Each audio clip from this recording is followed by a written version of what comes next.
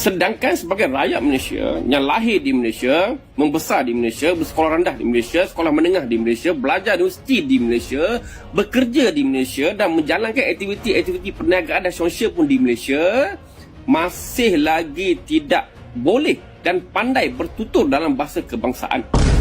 Mengapa ini terjadi? Salah siapa sebenarnya? Setelah 65 tahun merdeka, PM Anwar tak boleh terima rakyat Malaysia tidak fasih berbahasa Melayu. You faham tak PM cakap apa? Kita mengalami keturunan. You, aunty, faham tak? Rakyat telah mula hidup di sebuah negara yang berpuluh-puluh mati habis. You, bro, faham tak? Ini ketua-ketua kampung yang dilantik seolah-olahnya nak lawan dengan penduduk di sana. Seolah. Banyak elok, bahasa saya memang elok. Belum ada cacat celah lagi. Macam mana kamu semua jadi wakil rakyat tapi bahasa Melayu haru biru, berterabur. Kata nama khas pun tak tahu. Mr. DIY, bahasa Melayu ke bahasa Inggeris? Kentucky Fried Chicken, bahasa Melayu ke bahasa Inggeris? Dan Kelantan tulis Kentucky Fried Chicken ke ayam goreng Kentucky. Sama saja. Itu nama khas lah, tak ada bahasa Melayu lah. Itu nama khas lah, tak ada bahasa Melayu lah. Ini satu kenyataan yang amat bodoh. Umur dah tua tapi masih tak fasih bahasa Melayu. I was explaining that under the constitution, any Malaysian can be a prime minister. Bahasa Melayu lambang keharmonian, tak kira bangsa, agama dan keturunan. Hari-hari DAP cerita pasal penyatuan, tapi bahasa Melayu DAP anak tirikan. Di Malaysia setahun terakhir, memang sedang digalakan atau diwajibkan bahasa Melayu. Sebab di Malaysia masalah bahasa kebangsaan tidak kunjung usai. Bahkan pejabat wakil rakyat di sana ada yang tidak fasih bahasa Melayu seperti yang ditunjukkan Pak Cik dari Malaysia tadi.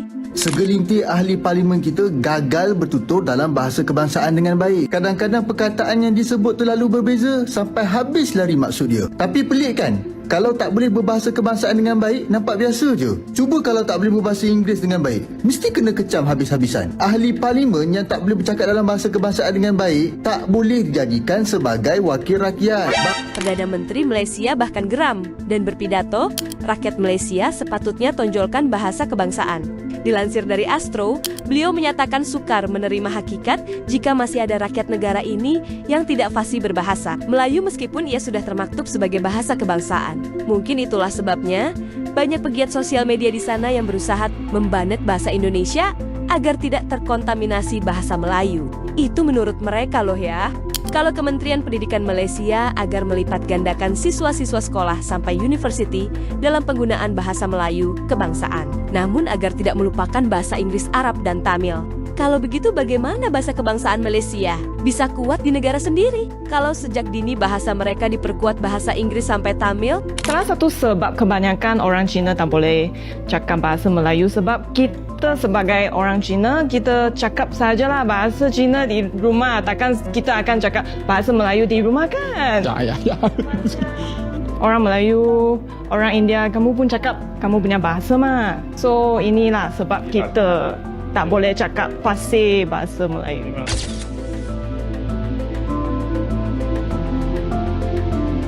Sebenarnya ada juga orang keturunan Mandarin Malaysia yang tidak bisa bahasa Mandarin atau China, walau kebanyakan tak bisa bahasa Melayu. Seperti contoh video ini, di mana seorang keturunan Mandarin ini justru fasih bahasa Melayu.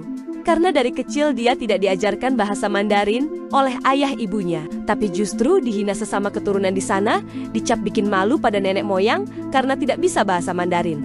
Sementara kalau di Indonesia banyak yang keturunan Cindo, baik di Jawa atau Sumatera Barat atau beberapa daerah lainnya, banyak yang tidak bisa bahasa leluhur mereka.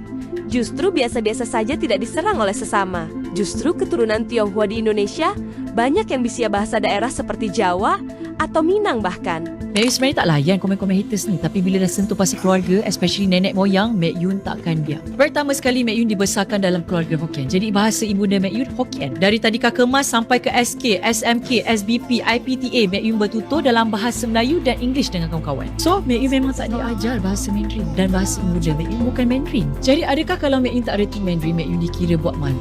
Adakah nenek moyang Mek Yun akan malu? Atau sebenarnya mereka akan bangga anak cucu mereka boleh hidup harmoni harmoni dengan semua kaum sebab fasih bercakap dalam bahasa kebangsaan yang menyatukan kita semua, iaitu bahasa Malaysia atau bahasa Melayu. Dan pasal awak cakap kalau nak survive kat Malaysia Mandarin dengan English dia cukup, sorry but no, Mek Yun tak setuju. Kalau nak survive kat Malaysia, yang paling penting kena tahu hormat orang, kena tahu terima perbezaan, dan paling penting kena tahu cakap bahasa Malaysia. Sebab yang patut kita lebih pelik, orang yang lahir, tinggal dan dibesarkan dekat Malaysia tapi tak faham, tak reti atau tak fasih cakap bahasa Melayu. Itu lebih sedih sebenarnya. Betul tak guys? Macam awak sendiri, komen dalam BM pun tengah terbalik tapi berani pula nak rendahkan orang pasal soal bahasa. Mentaliti macam inilah yang wujudkan jurang antara kita. Sedangkan bahasa Melayu sepatutnya menyatukan kita semua. Korang setuju tak apa yang Mek cakap?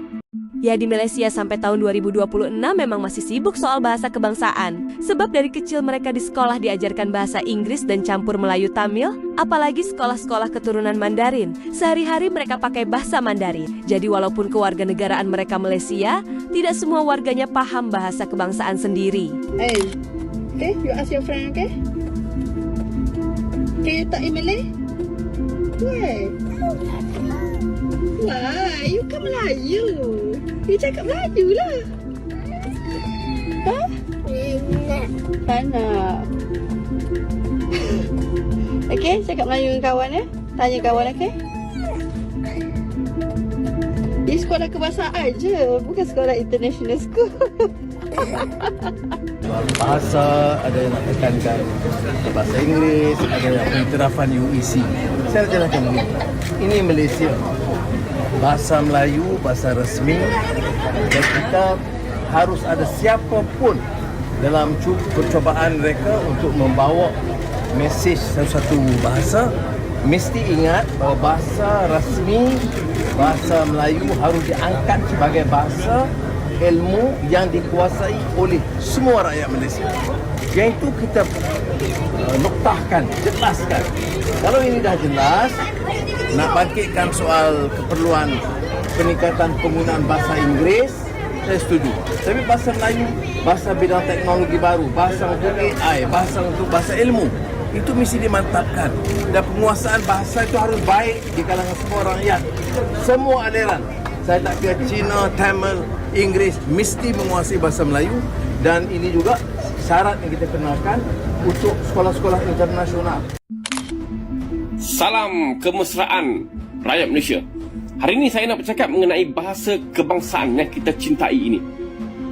Kerana saya merasakan ada satu perkara pelik dan juga kelakar di mana kita sentiasa memuji dan berbangga sekiranya ada di kalangan rakyat Malaysia, tak kisahlah kaum daripada mana, yang fasih bertutur dalam bahasa kebangsaan dengan baik dan juga lancar. Mengapa kita perlu berbangga dan memuji? Sedangkan sebagai rakyat Malaysia yang lahir di Malaysia, membesar di Malaysia, bersekolah rendah di Malaysia, sekolah menengah di Malaysia, belajar di universiti di Malaysia, bekerja di Malaysia dan menjalankan aktiviti-aktiviti perniagaan dan sosial pun di Malaysia, masih lagi tidak boleh dan pandai bertutur dalam bahasa kebangsaan. Mengapa ini terjadi? Salah siapa sebenarnya? Setelah 65 tahun merdeka, masih ada lagi rakyat Malaysia yang tidak pandai bertutur dalam bahasa kebangsaan. Berbeza dengan negara jiran kita, Indonesia, Thailand, Filipina. Negara-negara ini paling berjaya dalam proses asimilasi rakyatnya, di mana rakyatnya menggunakan satu bahasa sahaja dalam negara mereka selain bahasa ibuda-ibuda yang boleh dituturkan mengikut kaum masing-masing. Tidak ada masalah. Yang saya tekankan adalah mengapa masih ada lagi rakyat Malaysia yang tidak boleh bertutur dalam bahasa kebangsaan. Sedangkan bahasa kebangsaan adalah hak milik rakyat Malaysia, bukan lagi hak milik orang Melayu. Bahasa kebangsaan. Mengapa ini terjadi?